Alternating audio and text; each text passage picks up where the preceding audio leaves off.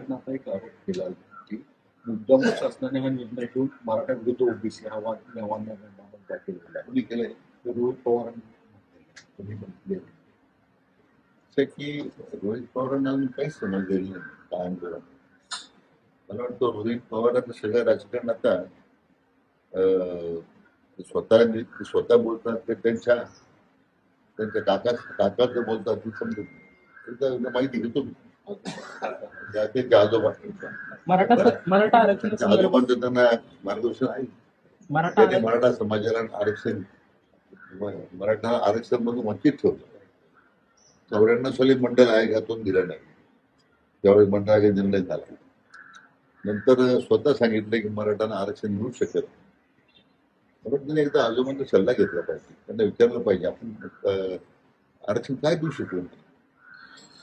म्हणजे हे नंतर मग मला वाटतं त्यांना अजून बरं शिकायचं आहे. उथळपणा ते दाखवू नये एवढी माझी अपेक्षा.